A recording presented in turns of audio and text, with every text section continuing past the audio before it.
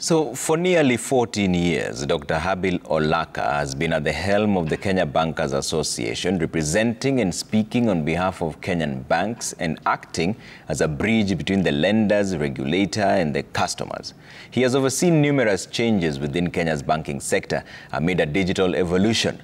On his last days in office, Jimmy Mbogo sat down with top bankers as well as Habil Olaka himself as he prepared to bid farewell to an organization that has been instrumental in shaping the evolution of Kenya's banking sector, advocating for regulatory reforms, promoting financial inclusion, and driving responsible banking practices. As we walk into his office, Dr. Habil Olaka is busy with work, as he has been for the last 14 years since his appointment as the Kenya Bankers CEO in 2010. But unlike the previous times he has hosted us here, this is among his last interviews as the Kenya Bankers CEO following the announcement of his retirement. We start by talking about the evolution of the association. When I came into KBA, at that point in time, actually, the staff complement was just about 4. We had the CEO, he had a personal assistant and an accounts clerk, plus 2 messengers, and that was basically a staff complement. And yet, at the same time, the mandate of KBA had been expanded. Initially, KBA was focusing on industrial relations, essentially. But when I came in, our mandate was expanded into advocacy and the industry initiatives within the banking sector. So the first thing I had to embark on was, first of all, to amend the constitution to give us the necessary powers as a secretariat to be able to implement the new mandate. KBA has consistently advocated for regulatory reforms to enhance the stability and efficiency of Kenya's banking sector through issues such as prudential regulations, capital adequacy requirement, customer centricity, and banking supervision, efforts that the bank executive has applauded Habil for. So I think he will be remembered for building relationship between, Kenya bankers and central bank and other parties, and enhancing those relationships. I think. Remembering him as one of, superb economist, well-measured and articulate human being. The impression that customers had about banks was negative, and we had to quickly embark on changing that. And the initiatives also by the regulator of Central Bank. You remember the regulator came up with the banking sector charter, which focused on customer centricity as one of the key focus for the banks. However, it is fight against the 2016 interest rate capping law that proved to be his toughest yet. The law that was effected in September 2016 aimed at regulating the interest rate charged by banks on loans and deposits, capping lending rates at no more than 4% above the Central Bank of Kenya benchmark rate. The law was repealed in November 2019.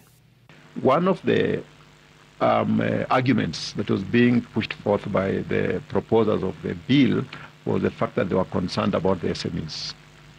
Our counter-argument was the fact that it's the very same SMEs that will be most affected by the bill if it passes in the format in which it was. Now, fast forward, the bill went through. Despite our best efforts, it went through. It was assented into, it became law. And what we had predicted, almost to the letter, became a reality.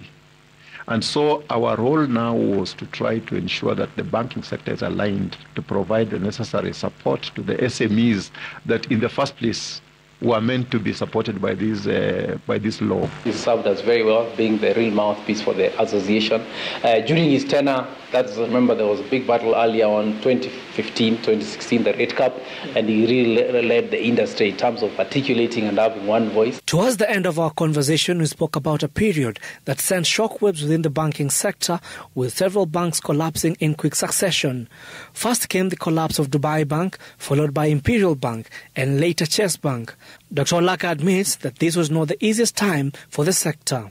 And that sort of created a wave of failures of banks. And at the same time, we were having a new team at the central bank. So with that and with these banks collapsing, I think there was quite a bit of volatility in the market. Banks trying to ensure that you are not the next in line, So we then, as KBA, were trying to support the banks to ensure that we can be able to overcome. Focus now shifts to Habil's successor. Obviously, with the next coming CEO, I would expect that to continue and also focus on new areas. I think there are areas on taxation that as an industry that we can work together. For instance, when I look at some of the areas, whether it's on the way we treat bad debt provisions, the regulation, the central bank regulations are different from KRA. How do you come as an industry to be able to work through that so that those things are harmonized? Would look forward to having a person who places matters, Kenya bankers, on everyone's table, advocates for Kenya banks, and as well as build coalition, build partnerships. As he exits the 13th floor of the International Lifehouse building, Dr. Habil Olaka is proud of the milestones achieved by the Kenya Bankers Association, with some tips for his successor. You need to be careful and alert to the various pressures that will come along the line. There will be demands from the regulator. There will be demands from the National Treasury, for example. There will be demands from other stakeholders, like, for example, the legislature. There will be demands from the consumer. Federation of Kenya, for example, represent the consumers, and you have got to balance all that. As Dr. Olaka bids farewell to the Kenya Bankers Association after a 14-year stint, to the incoming CEO, the ground has been laid, and so have the expectations.